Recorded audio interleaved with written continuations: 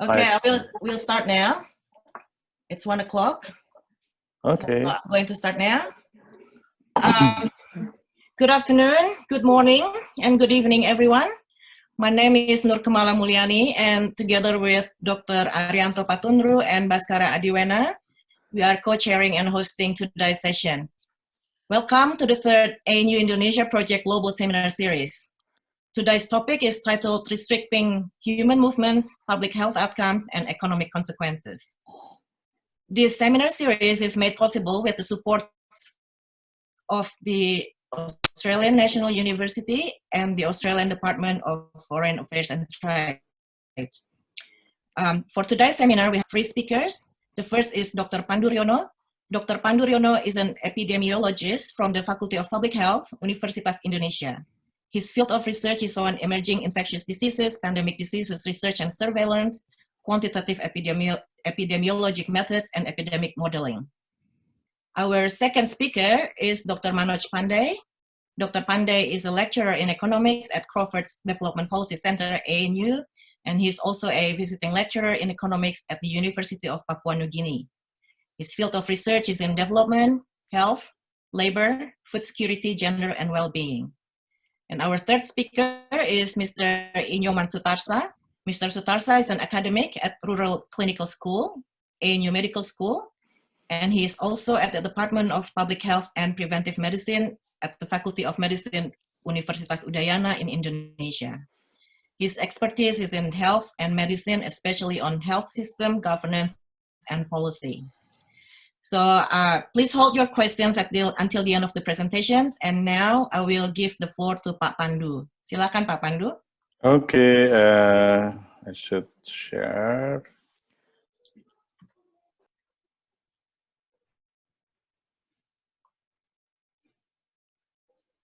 Okay.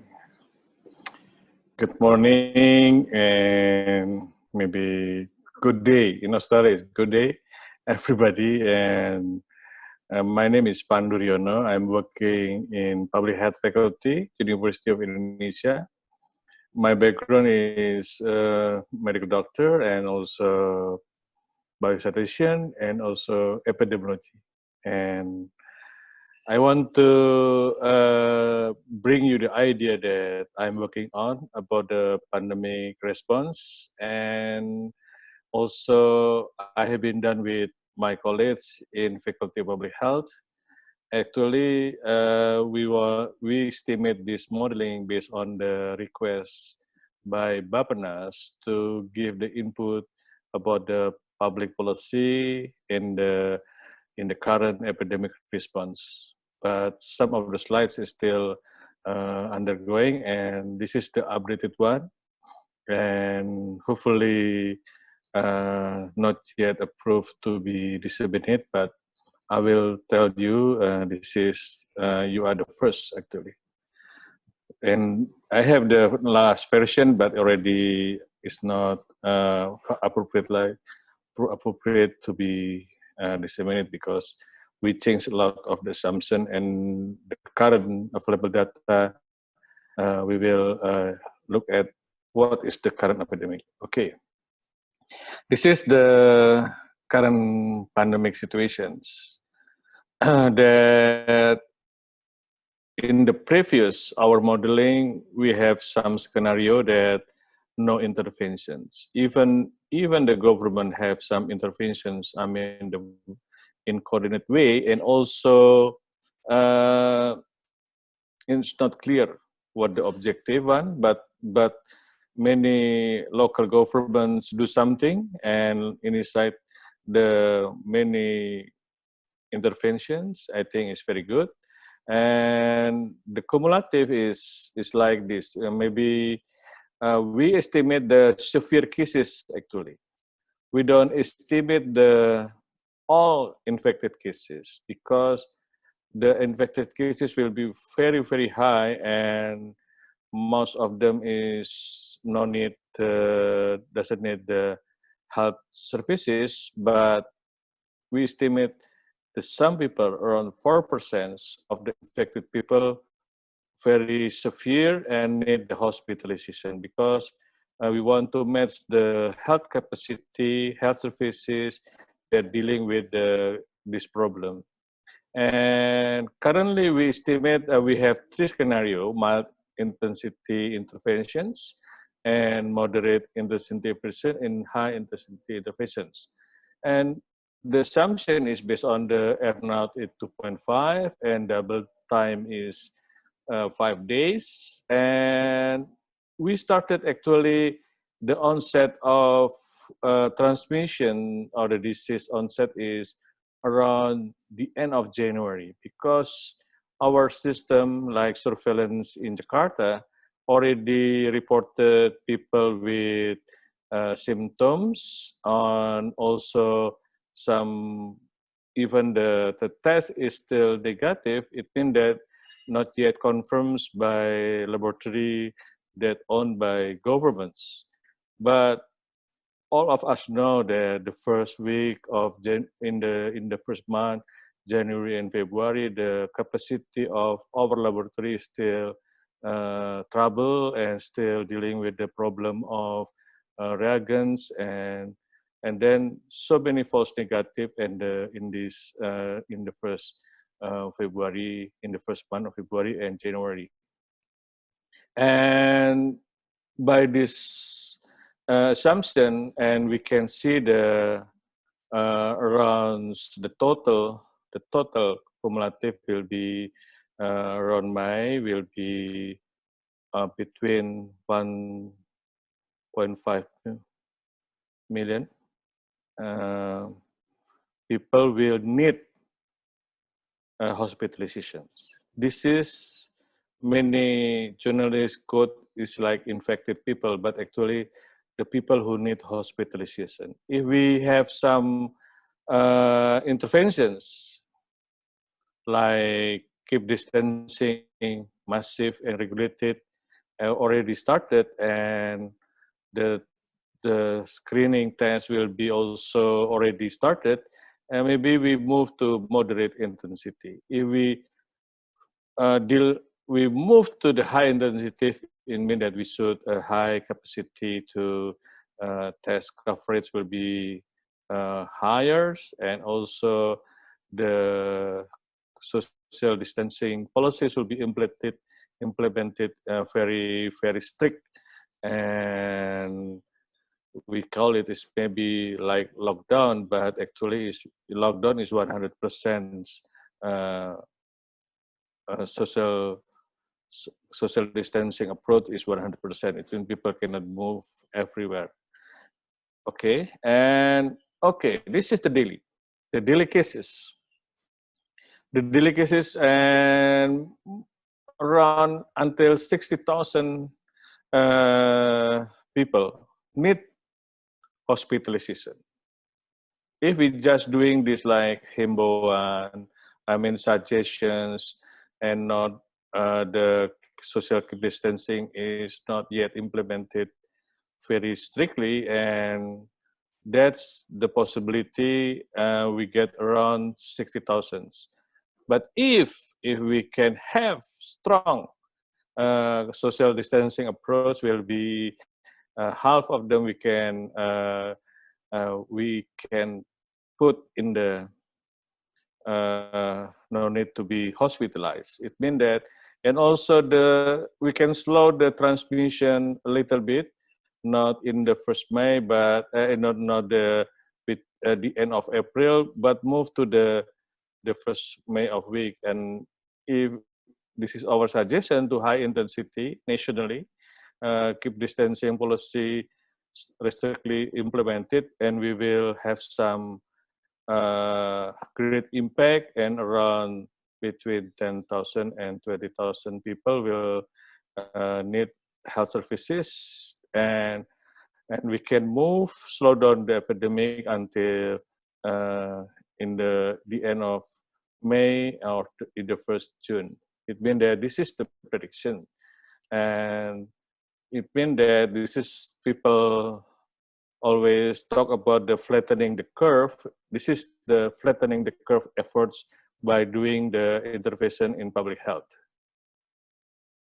Okay, we propose this kind of intervention actually since in the second week of March, and advocacy to governments and doing the social distancing. And we want social distancing is regulated, massive, large scale, and we can measurable. I mean that we can monitoring and we can evaluate the social distancing approach. And the problem is we delay to implement this by doing the regulations, and people doesn't understand what social distancing, and some government official changed to become physical distancing. This is the problem doing the social distancing approach, and no people don't understand the concept itself and the objective. And also we propose the mass screening and isolation. And currently they agree to do that, but not using PCR. They do the rapid diagnostic tests that measure or detect the antibody. It's been antibody is good, but it's late. It's late to diagnose people because we want to detect as early as possible people infected, most of them asymptomatic, and then we can isolate them to prevent the further transmissions. It means we want to stop the transmission by doing mass screening and isolation. And we don't need to test random people because we should targeted people who in high risk group. It means that most of the people said, why we should do the randomly? No, don't do the randomly. We should target it. People who contact, people who call is suspect, or people who currently defined by already under observations. And because the mass screening even using PCR, the positivity rate is around 10%, it means that we should to get 10% this to high coverage.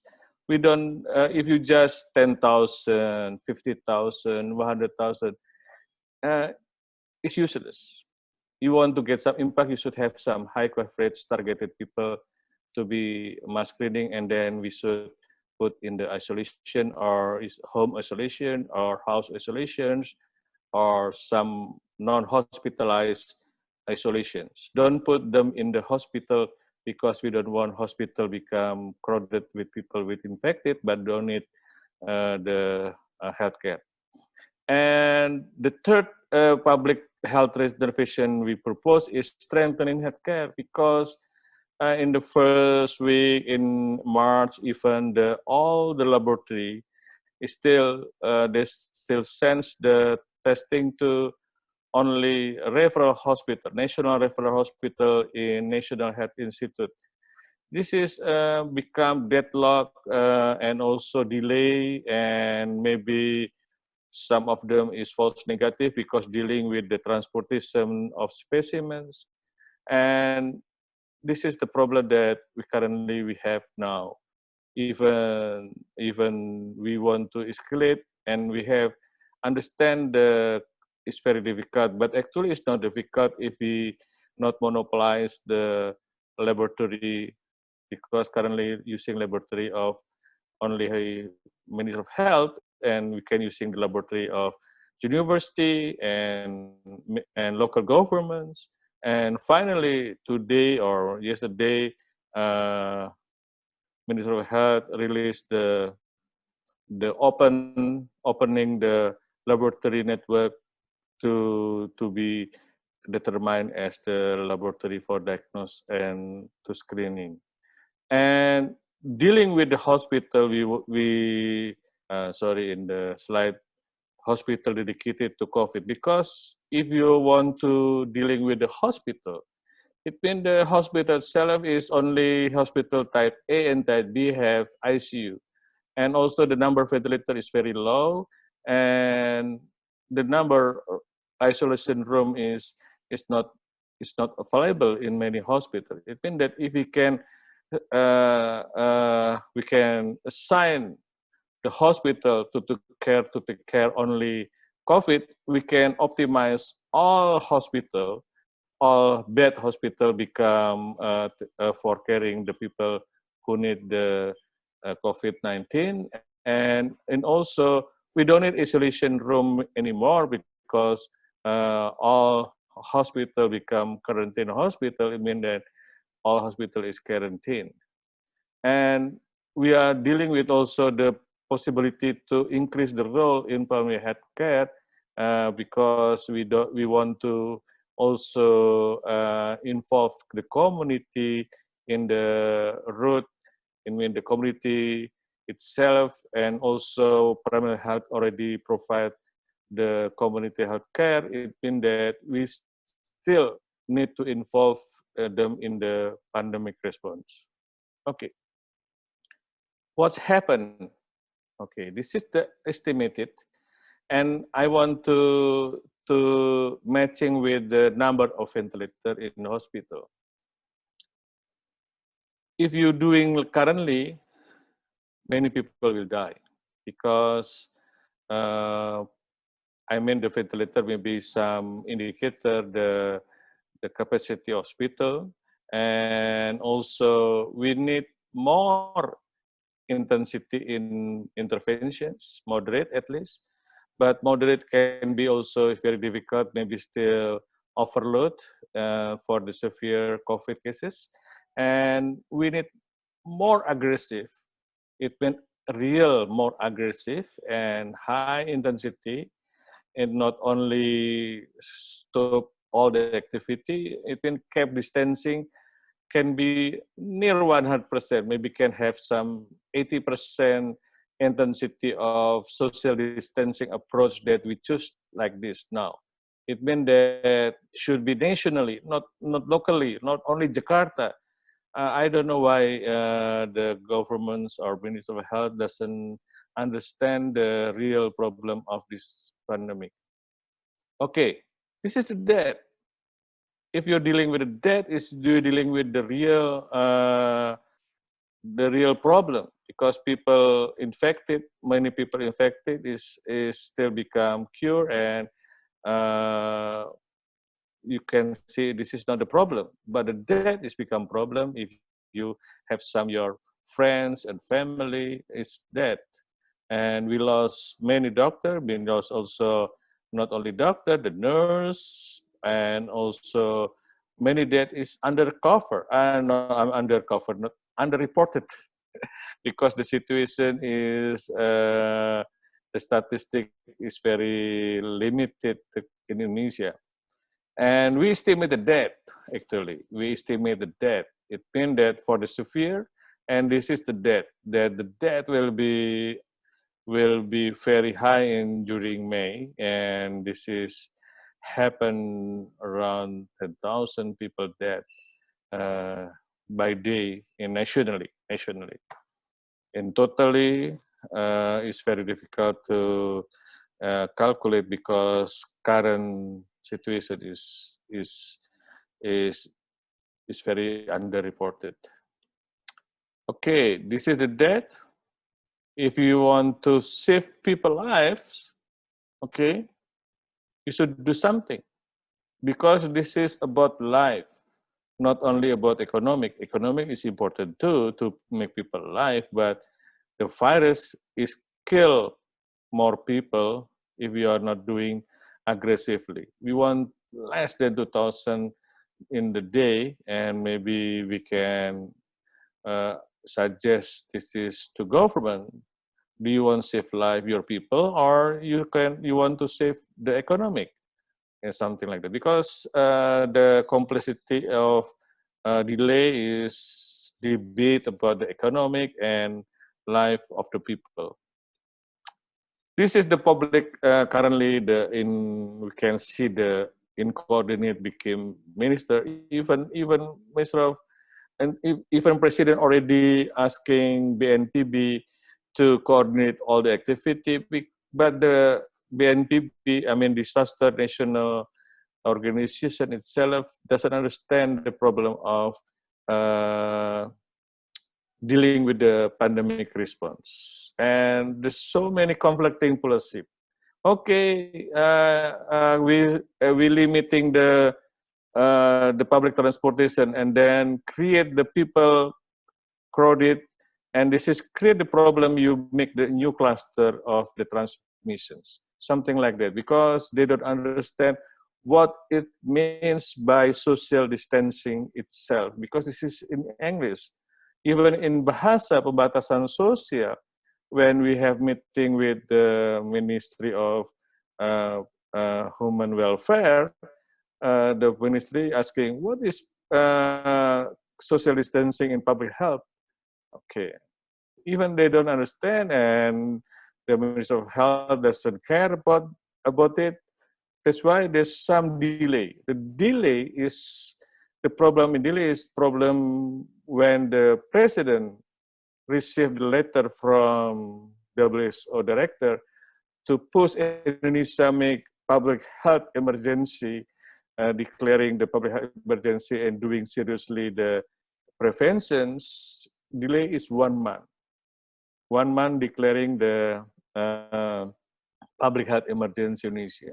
And another delay is making the policy PP, the presidential government's regulations about social distancing, but the item, the policy is just copy paste of the draft of PP for quarantine law, not dealing with specific issue of COVID pandemic response. That's people don't understand, and then Ministry of Health doesn't understand, copy paste again, and make some jeopardize the making some regulation. If the government, local government want to implement the social distancing approach, they should provide asking permissions, and there's so many delay that created by government itself. It means there's no self-emergency. Self-urgency doesn't have in their mind. I don't know why. It means that's why there's no clear strategy. What do you want to do? And maybe because misunderstanding or maybe conflicting idea, conflicting of interest among them too. And if we focus in 1 month or 2 months dealing with this, we can have some time, we can have another opportunity to relieve all the suffering because of doing social distancing approach maybe near 100%. This is the problem of public policy in pandemic response. That's why I always asking the president, please, President Jokowi, you are my president. Please, you are leader. Take this opportunity to coordinate this activity. Don't let another people doing coordinate because they don't understand. Only you can do the coordination nationally. Okay, thank you. Hopefully we can have some discussion. Thank you, Pak Pandu. Now over to you, Pak Manoj. Yeah, thank you, Pak Pandu.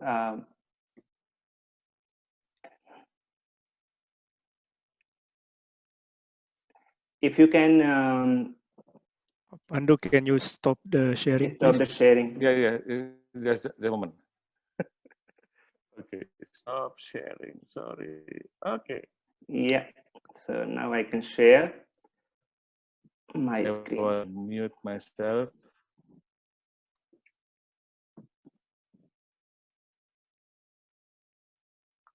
Yeah. All right. So thank you, Pak Pandu, for setting the scene. I think a lot of stories that you talk about Indonesia is also true for India. And today I will be talking about the lockdown and its potential impact on health and economics of India. So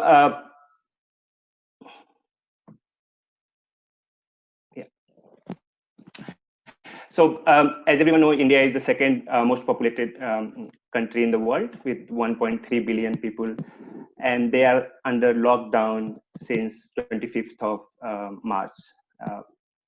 And despite lockdown, the number of positive cases of COVID-19 are increasing, and also deaths are also increasing. In terms of the situation just before this COVID-19 pandemic hit India, India's economy was struggling to improve its lower growth spells.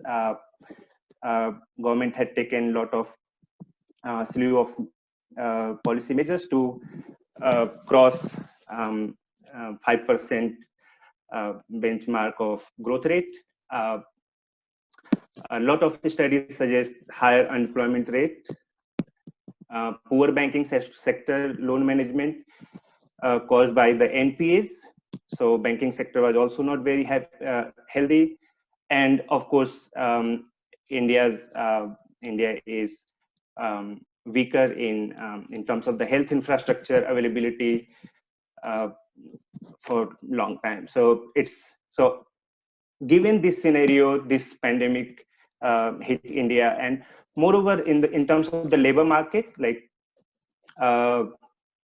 80 to 85% people work in the informal sector. So it is going to hit. Everyone expected that if COVID-19 will come to India, it is going to have a massive impact. So before we go for the data, let's look at the India's COVID-19 timeline management. On 7th of January, China informed world about the virus, which was through WHO. By 17th of January, Government of India provided guidelines to all the states and started thermal screening at the international airport. On 30th of January, India got its first case of coronavirus. But then Government of India tried to put it down, just like nothing is happening. It's just one case. And because of that, even though they were preparing in the background, Government of India was seen as missing in action throughout February. And because of that, it proved very expensive. And they started working on slowly in the early March. From 3rd March to 18th March, they took a lot of steps. A number of steps includes travel and entry restrictions, visa cancellation, first domestic, international, railways. They started shutting down. Schools and universities started shutting down slowly. On 22nd of March, PM Modi asked for All India Janata Curfew for a day, which was quite successful. But by then, Government of India had started realizing that it is not enough. So the measures are not enough, and the numbers started increasing. So by 25th of March, Government of India decided for 21 days of complete lockdown. Now, was this lockdown necessary? Yes, at that point of time, it was necessary. But can it have been prevented? Yes, that is also true. If influx of the international travelers are stopped at the international airport, screened properly, if Government of India would have ordered for compulsory 14 days quarantine for all the international travelers, it could have been avoided. But it did not happen. They relied on thermal screening. All the travelers who were supposed to be under self-isolation, they defied that. And because of that, things started deteriorating. And by the time government realized, I think they were already 2 weeks late in their action. In terms of the lockdown, it is not just, they even did not prepare for the lockdown. It was completely unprepared. There was no coordination between states, even though all the states were provided advisories. But we saw that there was not much coordination between central government and the state government, and within state government and people and states. So a lot of chaos was caused just after the lockdown. So on 25th of March, people started moving from cities where they work, the big cities, to their native places, and because of that, reverse migration of millions of poor migrants who have less savings. Their wages are low, they have no job security. They started having reverse migration. By the way, India is one of the countries where temporary and internal migration is huge. So government did not anticipated this, and there were chaos for 2-3 days all over the place. People were complaining about food, the law, the job security. They had less money in hand, and one simple narrative was heard all over the place, is that they might survive of coronavirus, but they might die because of the hunger, because they were running out of food, they were running out of money, and even they could not pay rent. Landlords started talking about, when you will be paying, how will you be paying. Police came very heavily on them during this period. So all sort of things happened, and because of that, you can see these pictures. The bus stations were completely packed with people, and analysts started talking about failure of the lockdown policy. But things started changing after 2, 3, 4 days. Government recognized this problem, and states started providing transports and other facilities. But that was stage one. The second phase was how to stop transmission, because if these people will reach to their village, their small towns, how there is a risk of transmission in the community. So there was a risk of India going from stage 2 of transmission to stage 3 of transmissions very, very quickly. On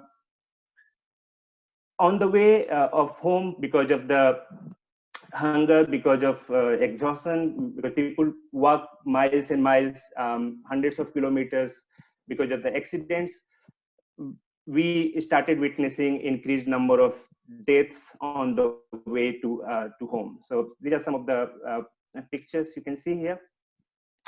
But things started getting stabilized after 3-4 days, and in the last 10 days, situation got stable. People started taking precautions, less movements were recorded. It is not 100% lockdown, because people are still moving, they are defying law. But in general, people are cooperating with police. Police is showing maturity and effective policing now. Community vigilance has also started. But the biggest problem is the accessibility of food. As you can see in this picture, which there was a survey, rapid assessment survey with 3,196 workers, and they found that around 42% of the people are saying that they are running out of ration, out of basic food grain to eat. Now, this is going to have a bigger threat to the lockdown, because if people running out of the ration and they are not provided enough, nobody can stop them from going on the street, and this could be even more dangerous than the first few days of the lockdown. So that is a risk that is imposed by the lack of the food accessibility. And so this risk is even more if lockdown is extended. So government has not decided how they will extend, but because number of cases are increasing, there is more likely that in some form or the other lockdown will be extended. Just after the lockdown, government announced some relief packages. Finance minister announced about $22.5 billion relief package, which will go for in terms of the food security to provide food through public distribution system, direct cash transfers, the increase in the wages, and medical insurance cover of 5 million rupees per person for frontline workers such as doctors. So if doctors, nurses, hospital cleaners, if these essential frontline workers will die, government has medical insurance plan for them, just to ensure that these staff are not leaving because they got there is no security. In terms of the monetary, Reserve Bank of India tried to inject liquidity in the economy. They announced about delayed payment of EMI for all the term loans for 3 months. They reduced interest rate and the reduction in the CRR, which adds to 1.37 lakh crores in the system. So both fiscal and monetary policies. We must thank government for taking care, but this is not enough. Given the situation, given the population of the country, it is not enough. So we will talk about that a bit later, but let's talk about overall coronavirus scenario. I don't have the model and I can't project, but currently until on 7th of April, 4,421 cases were detected. 3,981 cases were active. 117 deaths have been reported, which is lower than Indonesia. 325 recoveries have been done, and in one day, 354 new cases were. In terms of the gender distribution, 76% of the positive cases and 73% of the death cases are reported to be male. So it is quite skewed towards males, and because of the Indian setup, this looks quite okay to me. In terms of the age group, out of total positive cases, only 19% are with the people who are 60 years and above. However, the death percentage is 63% out of total deaths. So this suggests that elderly in India are at high risk. I think they're at high risk in all over the world. 86% of the deaths are with people with comorbidities such as kidney, liver, chronic disease conditions, and this means that even adults are at risk, because 63% is elderly death, but 86% is the total death. So even people with the comorbidities, they are at risk, even if they are in the age group less than 60. Government has identified 2 districts where it is mostly rampant in 17 states. So you can see that the number is still increasing. Someday little below 500, but in last few days the number has gone up. So cumulative, it is going much higher. So we can't say for sure about stage 3 transmission, but then these numbers are dangerous, suggesting that India is not going to reduce its number of cases in next few days. So next couple of weeks are quite crucial for India. Some of the positive sides of the lockdown now we can see. The emerging trend suggests that there is a reduced risk of virus transmission. So even though we don't know it, because we are still having 1 week to go, we really don't know how lockdown is effective, how much, how many numbers are reduced because of the lockdown. But then certainly, given international evidence, we can expect that there is a reduced risk of virus transmission in India too. Lockdown has given government of India time to prepare, because they were not very prepared. Not enough testing kits were available, not PPE. the personal protection equipments were available to the doctors, and there were a lot of hiccups at the beginning, but it gives some time for government to deal with those problems. You can see this graph that air pollution has, this is a March air pollution in major cities in India, and you can see that after lockdown, the number has gone down for nitrogen dioxide emissions. So, and in major rivers in India, less water pollution was reported as well. So this is good thing. I think a number of people talk about having seen blue sky after ages. So these are some of the positive effects of lockdown.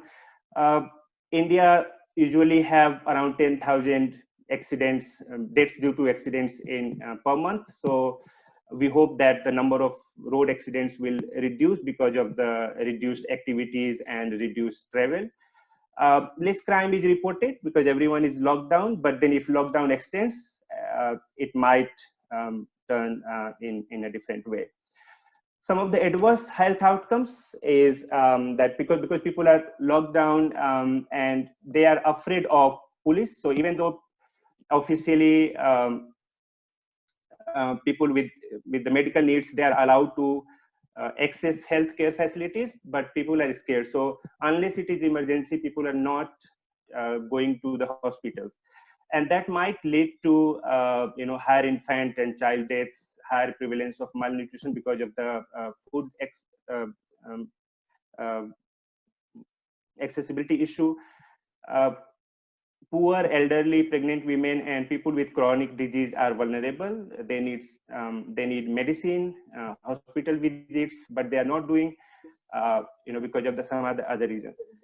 And because people are locked down, and India is a society where people generally go out and meet, we can expect poorer mental health conditions, and domestic violence cases have also started coming, just like in France and Australia. Reporting is less, as I'm sure in Indonesia as well, but these trends have started emerging.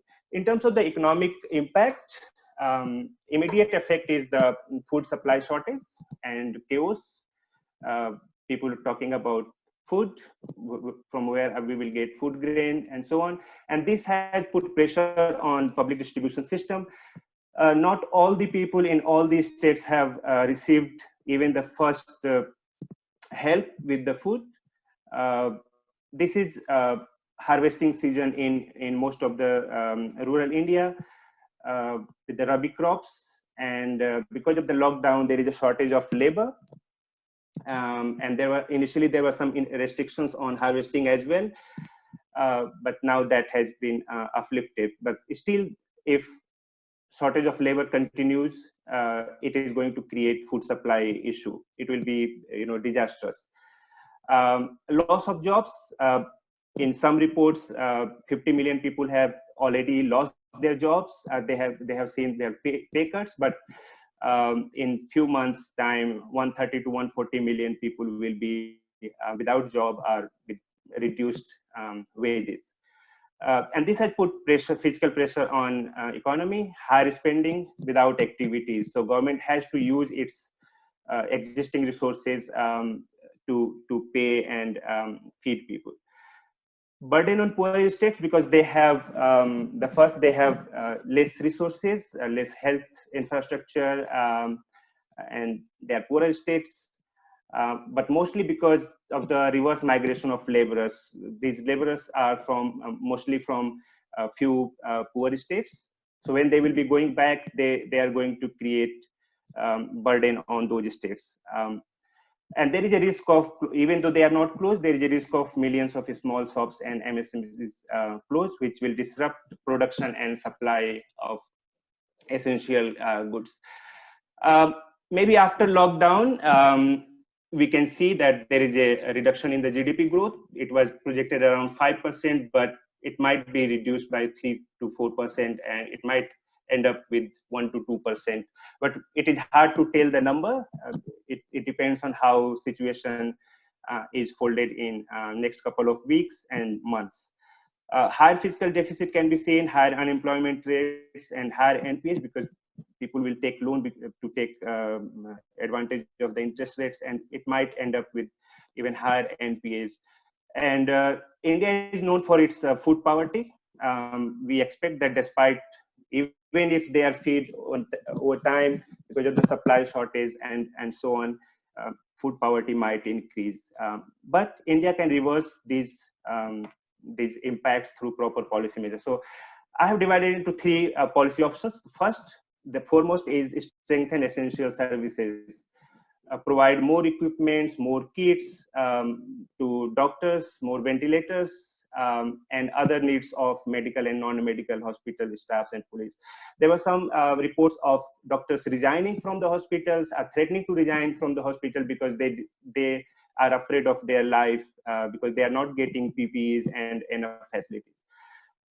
Strengthen access to healthcare for suspected patients, especially in the rural areas where there is a problem with access of ambulances, and to provide free emergency health services. Improve transportation of essential services. Even though government is open with the essential services, still because of the restrictions on transportation of essential services are impacted. So they have to proactively improve transportation of essential services. In terms of the economic policy, I think government has not much options, except just spend. So my advice will be just to spend, and make sure that it is delivered to the people. So currently, as I said, that relief package is 0.8% of the GDP. It can go up to 5% of the GDP. Situation does not get under control in next 1 month or two. Spend more money on food, providing food. India has a very strong public distribution system, and a lot of NGOs and organizations are working there. So it is not difficult to reach to the poorest of the poor, but allocation is important. So government should double allocation of food grains, gas, and kerosene. Transfer cash and advance wages. So National Rural Employment Guarantee Scheme is for the rural India, which guarantees 100 days of employment for each household. So for those beneficiaries, without doing, you can provide them advance wages. You can transfer cash in their banking system, which is under Jan Dhan Yojana. Provide help to the self-employed if their shops are shut down. Help farmers with the support of labor supply to harvest crops. Government can come up with the option that you can pay now and purchase later, because even after harvesting, there might be issue of where farmers will be selling their crops. So government can say that you can keep your crops with you, we can pay you now, and we can purchase later. Advance loans can be given through Kisan credit cards. To minimize job losses, wage subsidy, share of wage payments can be guaranteed by government. So in Australia, Denmark, and UK, governments are quite proactive in this.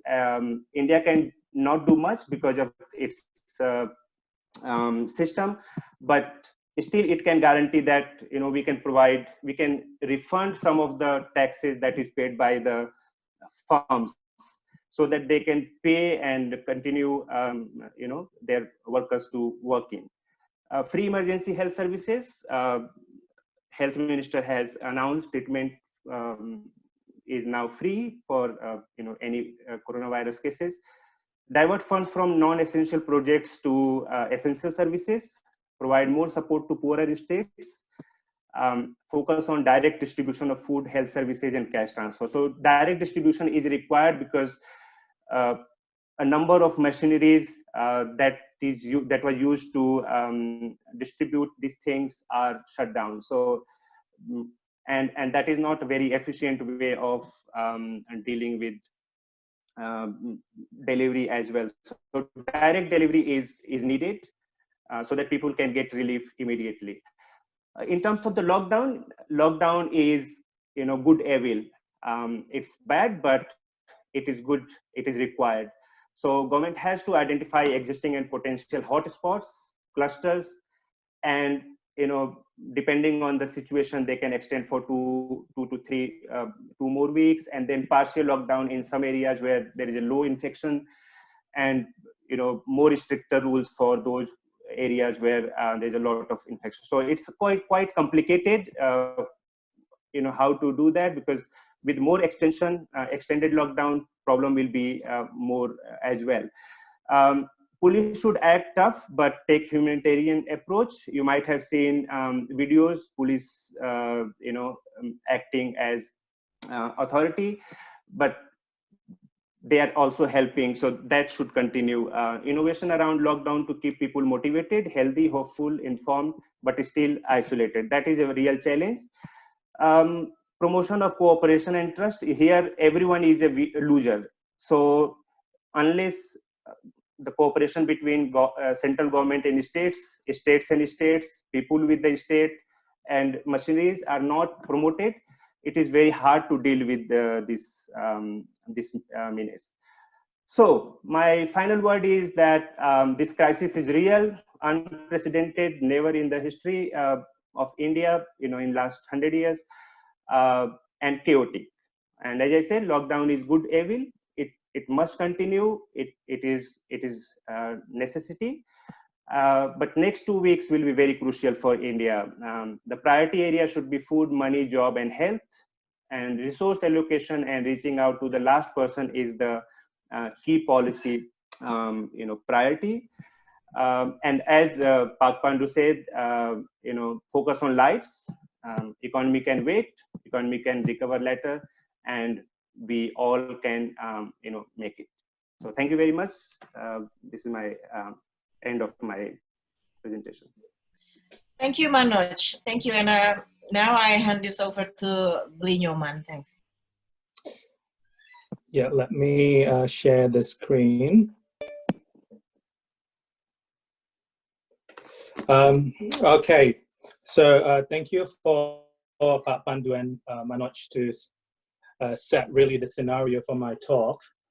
So today I will be talking about the potential tension between public health benefits and the social risk of implementing physical distancing. So, but mainly this talk will be based on Indonesian perspective, and hopefully by the end of this talk we can draw some common grounds, especially in the principle, perhaps in some practice as well, to move forward in such difficult situation. So the title of my talk, so Pragmatic Solidarity, so it's actually a term firstly coined by Paul Farmer, so in his work on pathology of power.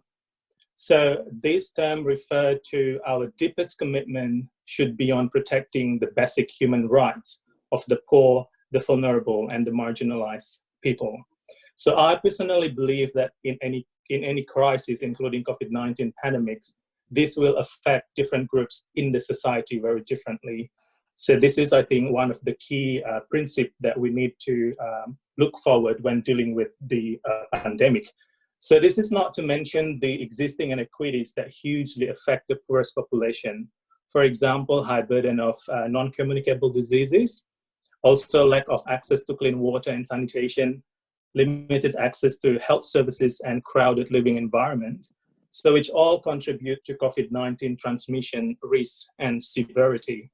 So reviving the term, in my opinion, in this context is to remind ourselves about our accountability towards the poor and the vulnerable. So I'm probably not going to talk more about the epidemiological aspect of the COVID-19, but what I want to share here is that COVID-19 pandemic is a multidimensional crisis. So it's not only health, But there is also some economic, social, and political ramification coming with COVID-19 pandemic. COVID-19 pandemic indeed is a health crisis in the short term, but it's also a devastating social and economic crisis in the long terms, months, perhaps years to come. So if we can see here some of the numbers, these numbers actually produced by the UNDP. So income losses, for example, are expected to reach more than 220 billion in just developing countries alone. And there is also an estimation of more than 50% of the global population do not have access to any social protection measures. So if we take these two numbers together, so losses in income without social protection in place will reverberate across the societies, so not just among the poor, but it's actually going to affect all of the population. So it's impacting the social determinants of health, and it's also in severe cases can limit the access to food, nutrition, leading to hunger or perhaps premature death. So in the last 3 months, for example, we see a lot of intervention strategy has been put forward by many countries. So if we can classify this intervention, it's essentially 5 classes of intervention. So the first one is physical or social distancing. We already discussed this a little bit. And we also seen there are a lot of countries put forward expansive testing facilities, including tracing and isolation of positive cases. We also see a lot of funding going forward to strengthen the hospital capacity, also to strengthen communication and information system, as well as social security programs in various degrees. There is a thing that we need to note by looking at all of this intervention strategy. While the majority of this intervention strategy might be effective in a high-income country setting, adoption of these strategies into Indonesia or perhaps India need to consider local economic, cultural, and socio-political context. So one of the most contested intervention that will be our main talk today is the physical distancing strategy or movement restriction. It's been argued by many people that physical distancing actually a class bias intervention. It affects different segments of the population very differently, and also different segments of the population, they do have different capacity to obey this intervention. For some people, the consequences of physical distancing can be very pervasive as well as devastating. So this is, I took these pictures from CDC. I think you can find similar pictures from many sources, basically. So what I want to argue here, there is a good public health rationale behind the physical distancing. For example, to reduce the transmission rates, especially from the asymptomatic cases. And in so doing, we will reduce the burden of the health system, so the health system will not overload it, and we can slow the rates of the pandemic in order to reduce mortality rates.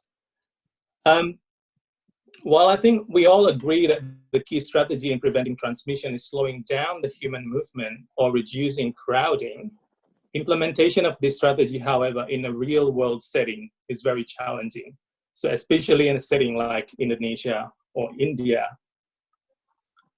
So let me introduce you to Mbah Rubiam. So a 70-year-old lady originally from Klaten. She migrated to Jakarta to sell instant coffee around the street of Cipinang prison in Jakarta. So she is a mother of 4 kids, all living in Klaten with her vulnerable mother.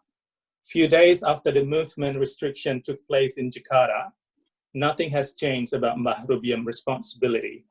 She still get up in the morning, prepare the hot water, plastic glass, some sugar and instant coffee, and push her coffee cart around the street, her sole survival strategy in the biggest city of Jakarta.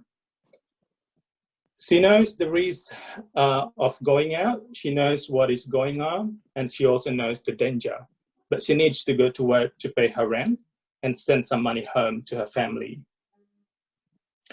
Their family work as a farmer with no sustainable income sources. And prior to the pandemic hit the Jakarta, Mbah Rubiam daily income is more than enough to support her living in Jakarta, as well as to send some money home to their families. But now, Most of the street is quiet and she can't make substantial income, barely enough to eat, let alone to pay the rent and send to the family home. And this situation has been happening in the last 2 weeks. This also means that she will probably need to go back to Klaten. So Mbah Rubiam's story resembles actually the lived experience of more than 100 million of Indonesian population who work in informal sectors and daily workers. So we see that Mbah Rubiam actually a living proof how she contests the health risks emerged from the COVID-19 pandemic.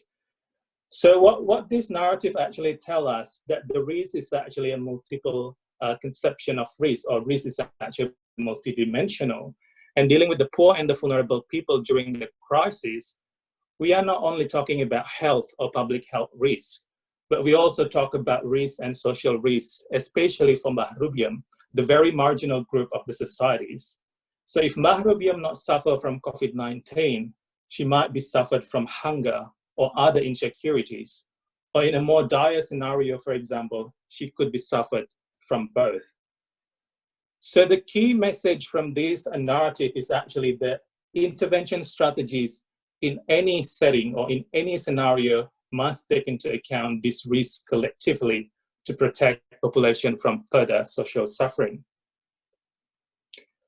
So these also tell us that the risk narrative are indeed multidimensional, and addressing COVID-19 pandemic from health or public health risk alone is insufficient. Systematic strategies to address economic and social risks, particularly for those who are economically and socially disadvantaged, are as equally critical. So perhaps the next question that we should ask ourselves is not whether we should or should not implement physical distancing, but rather how physical distancing can best be implemented to prevent further social suffering among the poor, the vulnerable, and the marginalized. This question also includes the following consideration. For example, what are the alternatives for those who can work from home? How can we deal with overcrowded living environments, such as in city slum areas? How can we maintain access to clean water and sanitation for people who live in city slums areas? Or what incentives should be created to encourage people to stay at home?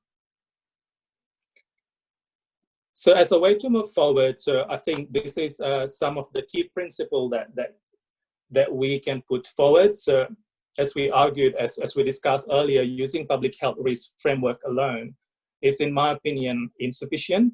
So we need to take into account social and economic risks, especially for those who are socially and economically disadvantaged. And also casting the issues within the health security framework, in my opinion, is partial and incomplete. So it must be framed within the broader human security framework to include health, social, and economic security. So we also need to promote a protection, especially for the poor, the vulnerable, and the marginalized from further social suffering. So this is 3 key actions that I can think of at the moment. So we need to quickly rolling out the social security programs. These can, in terms of conditional cash transfer, income protection, social security, and basic necessities for the socially and economically disadvantaged population. But there is some issues with rolling out the security programs. So we need to think about what is the best possible way to deliver the program. So whether we're going to stick with a poor targeted approach or we are going to use universal approach. And what is the design and the timeline?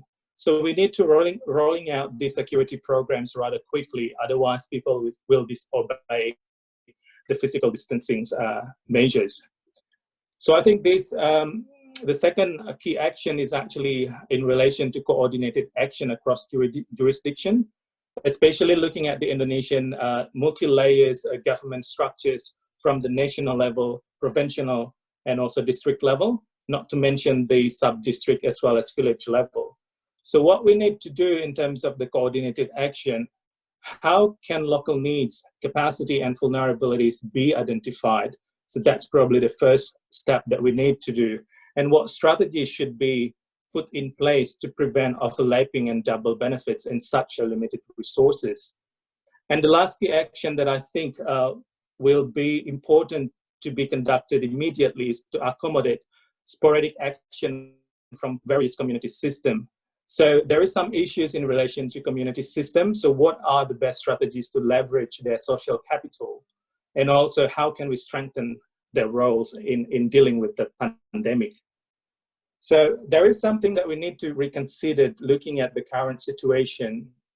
So the first one that we need to reconsider is the cost effectiveness of putting large-scale resources into upscaled hospital-based care.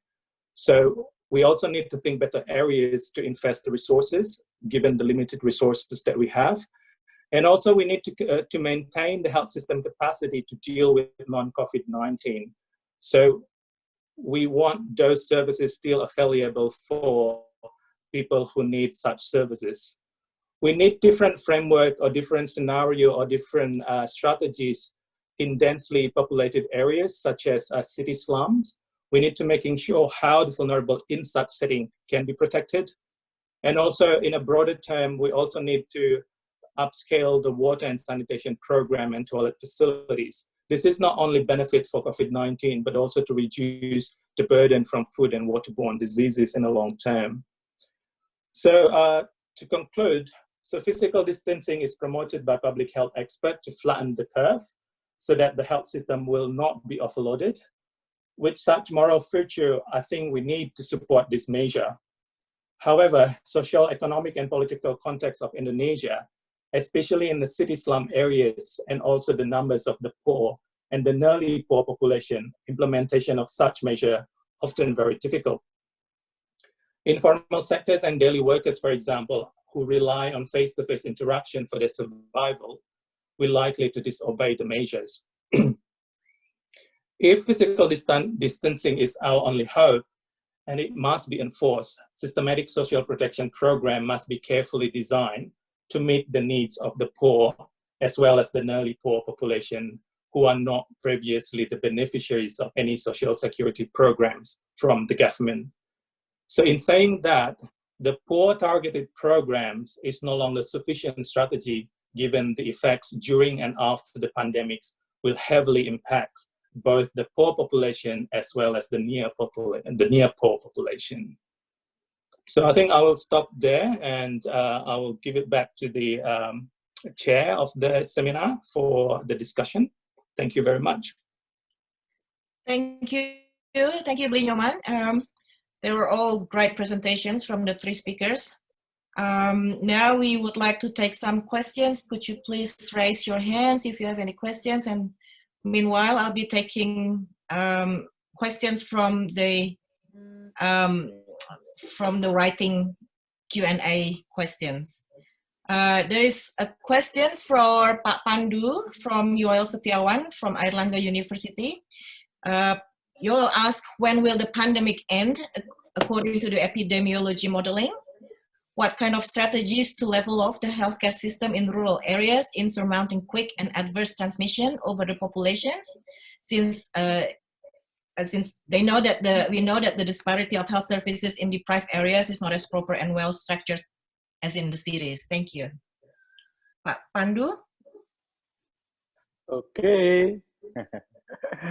If everybody asks about when this pandemic will be end, it depends on what kind of intensity we want to stop the transmissions. It means that we propose public health interventions that, like social distancing approach, if you want to 100%, I think the social distancing approach totally, it means like lockdown 100%, it means we will get faster.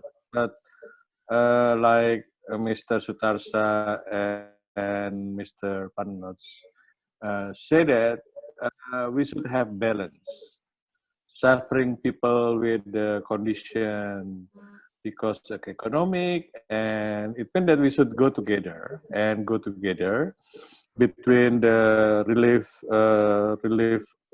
social economic relief because of the social distancing approach. Yes, social distancing approach is the primary interventions, but we can keep balance. It means that we cannot put 100%, maybe 70%. Even you can see in I want to see the scenario. It may be high intensity will be get the faster. The faster we can solve the problem, it means we can be relaxed, but still should be some intensity to prevent another wave of the transmission that can happen. I cannot answer the type of the timing, but if you want to, you can push the governments to do the restrictions and implement it by not only rhetorically but in the field, we will get the faster ending the epidemic. That's my answer. Okay, maybe my colleagues can give so. Yeah. Okay. Thank you. If if I Nyoman or Manoj would like to answer, feel free. But there is a question for you. I'm going to read one question and let Kevin Marco to raise his question. There's a question for Manoj here from Salut Muhyiddin. For Indian case, do you have any views on how Indian government acts to support their international migrants workers overseas? And let me allow Kevin Marco to talk. Kevin, please. Hi, thank you, Madam Chair. I just have a quick question on to all the panelists, whether or not they have comments on the Indonesian government's decision not to ban mudik and what do they think the impact would be? Would it be negligible or would it be quite risky for the spread of COVID-19? Thank you.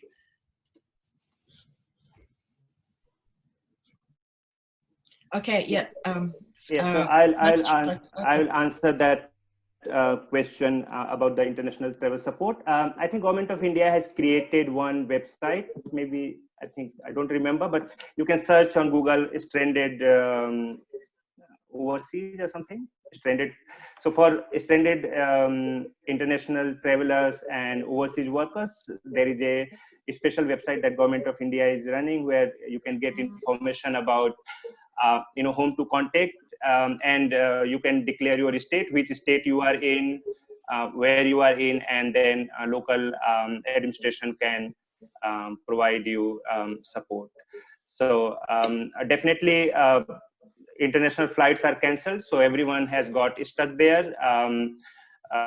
Australian government is also asking for its citizen and people who wants to return from India to be prepared for if Air India flights are resumed for some time. So Government of India is thinking about that, and I think the best way is to contact your country's embassies and also go to that website and provide information to the local administration. Okay, I Nyoman, do you have anything to add? I think I probably respond to Kevin's question. So maybe Pak Pandu will add a little bit more on this. But I think if we talk about risk from public health perspective, there is of course risk of transmission if we let mudik happen. So because the transmission is from city area to rural areas. And what does it mean for public health and health system? So if the disease, not the disease, the virus actually go into rural areas, so it also means that local health system need to be assessed whether the local health system actually has the capacity to deal with the condition. I think Pak Pandu raised this issue. We need to strengthen the primary healthcare system in across the country. It's actually part of it as actually to prepare if the condition actually escalate to rural areas. But also on the other side, we also need to looking at the social support available for these people in a major cities. So if lockdown or social distancing continues, mean that they also lose their social support, especially work, and they can't really support their living in a city areas. That's also another complexity of the issues. So I think the balance, like Pak Pandu put it, it's actually a very nice way to looking at the issues. But where actually the balance, that's probably something we need to discuss further. Can I quickly come for the India case? I think in India, I see three dangers. One is still people are migrating from one place to another, despite lockdown. So that might transmit, this disease into local communities. Second is about the poor. So as I said that, in India, in general, 20% or so are poor people, a lot of people without any support. If they are not provided food, they could be dangerous, because then they will come on the road and they will defy the lockdown.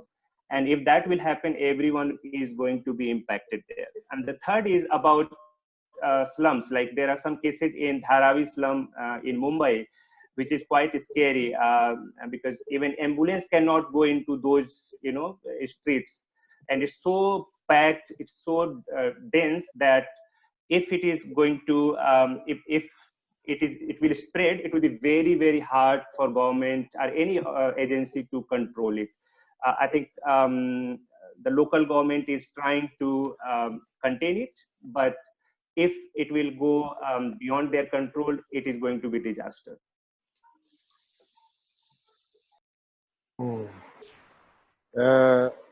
Can I answer some questions? Yeah, sure, Pak. Okay, I want to answer some question that from Gita that it means that there's something we don't understand after the presidents declared that Indonesia is under public health emergency. Then the governments make regulations on the social distancing approach. But actually this come from the draft of the quarantine law, number 2012 and 2018. The undang-undang said that like that. And that's why this quarantine law is not specific for COVID. That's why when they put the draft into the government regulation, it's confusing. It's confusing because not specific for the COVID itself. And then it's still followed by Ministry of decree that if you want to put some social distancing in your local area, and then you should, the governments or the local government should propose, and this is like bureaucratic approach. Actually, this is conflicting with autonomy regulations. The functions of ministry is not giving the permissions, but the function of Ministry of Health or another ministry is to provide the technical guidance, to provide the supervisions, to provide the technical supervisions to any policy that will be implemented. That's another conflicting that may be very difficult. That's why because they made this draft, it's actually under not in the pandemic era, still in the situation can be waiting. It means that this something happened, this should be fixed. I mean the government's regulations should be fixed and the ministry under fixed. And the Ministry of Health should be put social distancing approach, large massive distancing approach nationally. And then the government, local governments, can make the intensity can be depend on the situation. And then the situation can can be 50%, 60%, or 80%. The restrictions will be like that, and then there will be variety of the implementation because the situation is different. If you just put the social distancing in Jakarta, it's useless because the supporting area in Jakarta is still not social, cannot be implemented social distancing approach. Even the local government trying to put locally and based on the they can still implement, but cannot implement by law. This is the complete thing in Indonesia currently is make us confused. Okay, thank you, Pak Pandu. I'm going to take question from Budi Reso Sudarmo right now. Mas Budi? All right. My question is for both the Indonesian case and the Indian case. I think one of the issue is the transparency of information, particularly on how many actually number of people affected and how significant is the fatality rate of this disease. So is there, do you have any suggestion on how to make these numbers more transparent to the public? That's number one. And second is that, is there any areas in Indonesia or in India in which a community or local government take initiative to provide a much more transparent number, and so public could understand the significance of this pandemic? Thank you. Okay, and I'm gonna read a question from Julia Winterflood, and I think this is question for I Nyoman regarding in Bali. It's becoming increasingly evident that adat is seemingly inseparable from stopping. For example, the Nyepi Simpang from 18th to 20th of April. Do you think implementing public health policy is effective in both in the seen and unseen realms? Is effective? Thank you. And I'll take another question from Amira Waldi. Amira, are you there? Yes, thank you. My question is regarding this quarantine measure. Is there any community empowerment approach that we can do to make sure that the community is still running, albeit in the limited scheme?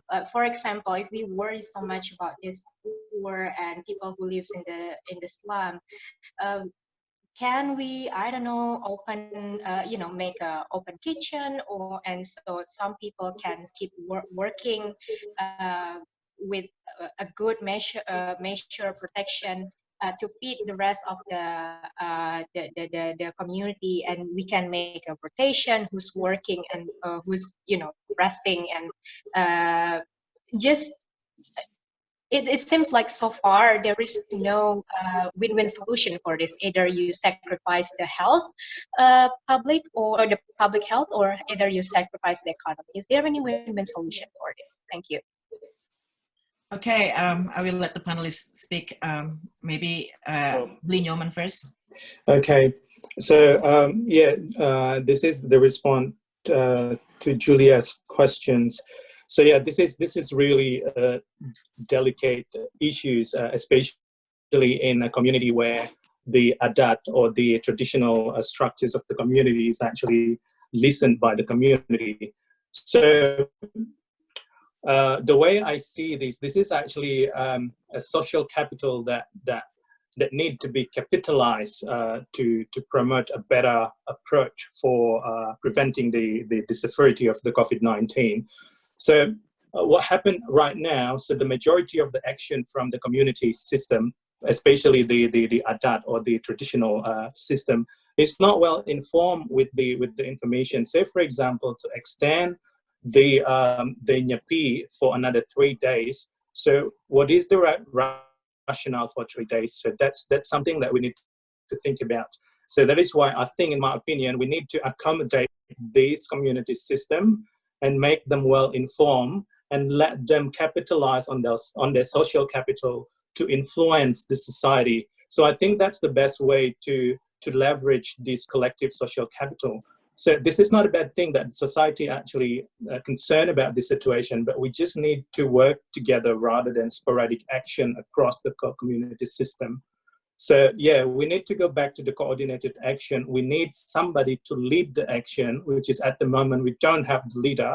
And even at the national and provincial level, there is no communication between the national and provincial government. There is different action taken by all provincial or even district level. So I think, yeah, we need to accommodate this action and leverage the capital that they have. Yeah. May I answer Pak Budi's question? Go ahead. So basically in India, there are a couple of issues with the reporting. The first is that the number of tests are very low. They're not doing enough tests. Not enough test centers are there, and each test takes a couple of days because it has to be sent from the hospital where the patient is to the nearest center, and then it takes time. So Government of India has made it a centralized approach. So every day they have a press conference, Ministry of Health and Family Welfare and the Home Ministry, they do press conference and they provide total number which is hospitals gives to them. And one of the reason is also it is related with the social stigma. So let's say someone has this infection and hospitals immediately announce that, oh, you have infection, then all the people around them will be, you will not be able to locate them because the authorities has to locate the people who are in the contact. So what at the beginning what they were doing is that if they find that it is a positive case, they just keep it to themselves. They first find out who are the potential people who can be where it can be transmitted, and then they detect them and then they declare. So there are a lot of approach they are doing, and because of that, certainly the number at the local level is hard to find out. There are different reporting in different newspapers and media, but the authentic one is the Ministry of Health and Family Welfare, which is providing press conference every day. The second about the community initiative, yes, I think India has a very strong local government decentralized system, and villagers have taken, a responsibility that if someone is coming from outside, they will be kept in nearest school, or they will be kept in a temporary places so that they cannot enter into the village. However, this is not a uniform approach. There are cases where the villager have informed public health official about arrival of 2 migrants, and once they visited, the informer got killed. So there are a lot of issues here and there, but then I think the local community kitchen is organized by the social workers, individuals, and given a massive scale of disruption in India, I think so far it is quite well managed. But then as extension of the lockdown will happen, the risk will always be there. So I hope I answered your question. Pandu, do you have anything to add? Would you like Yes, of course. I think I already read all the questions. I will trying to answer some of them because some is the same questions. You don't look at only data from governments. Why? The government's data always underreported. This not reflects the real situations. And when you see the Jubil, improvement speaker, said that today there's 1,000 cases. Actually, or additional 500 cases. Actually, this is 100 is just laboratory confirmed that already delay maybe 3 days, 5 days, and some of them 1 week. It means that this is not the current new cases in the day. This is the current reported or the results of the laboratory. The laboratory capacity is still very low. Even they're trying hard to strengthening the laboratory. But only yesterday, the PCR machine come imported from Rose. I don't know where the Rose can be, but still need time to distribute to the province and preparing the place. It means that still 1 week more the laboratory can be set up. It means that the delay still, we still look at it. About the death itself also still underreported. The death is only based on the confirmed laboratory result. The death still yet waiting for the laboratory result cannot be reported the death of COVID.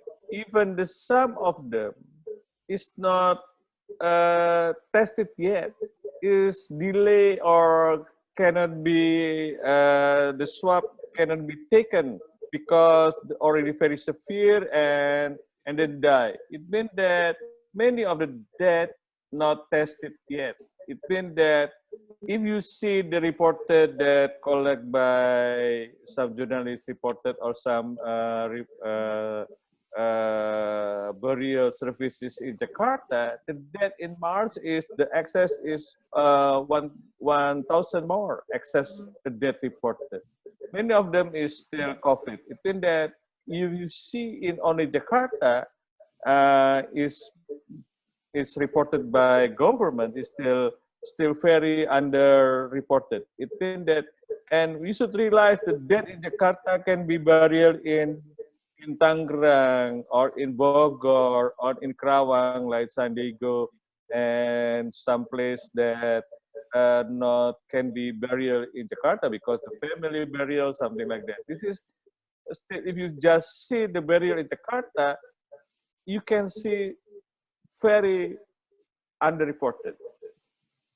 This is happens. That's why don't think or don't examine or don't believe or don't using that's the data from a government that reflect the real situation pandemic in Indonesia. This happened also in another city. We still collect the burial services in many provinces because we want to see the real death. I think the worst impact of this kind of pandemic because the health capacity already overburdened because the cases already running, increasing everywhere, and 4% of them is become severe. It means that this is the problem. We jump to the very aggressive situation, strengthening the capacity, isolate people who already infected. This is the real current will be pushed to government. Do it now or it's too late, something like that. And another situation is, I believe Indonesian people, local community, they already know, already can survive and also can like maintaining the capacity to detect the cases, but also create the stigmatized people. It needs happen. You look at the people from Jakarta, come back to the city, maybe already infected. But it's true that we should be careful, but if you cannot see the balance or see if you not strengthening the health capacity, every people is now in Indonesia is a risk or can become infected or become a spreader for the infection because we don't know. This is the social or the what call is the humanity can be very difficult because we stigmatize each other and we afraid to meet the people. There's the adding more the Mr. Sutarsa about this is complicated and multi-dimension because we forgot about the public health in the first day we suspect the cases. Okay, thank you, Pak. I completely agree with Pak Pandu in India case as well, because government is only doing few thousand cases, testing. They don't have enough kits for testing, and definitely under-reporting is there, and it is definitely a delayed report is also there. So it is going to pose more risk, and that is why the more number of cases are coming despite lockdown. There is one question there that I think is really interesting to be discussed. So there is a question I think from Dinar asking about what is actually a strategy that can be done for city slums area, and this is I think this is a practical question that I think, but it's really difficult to answer such simple questions. And in my opinion, what can be done in slum cities context. So we need to do relocation if there is we need to do such social distancing in this area, which is really complicated. So they only have small land and all of the family are there. Relocation probably one of the strategy that can be put forward, but based on a differentiated vulnerabilities. So if we need to, for example, to relocate the elderly population, then that's probably something that we can do.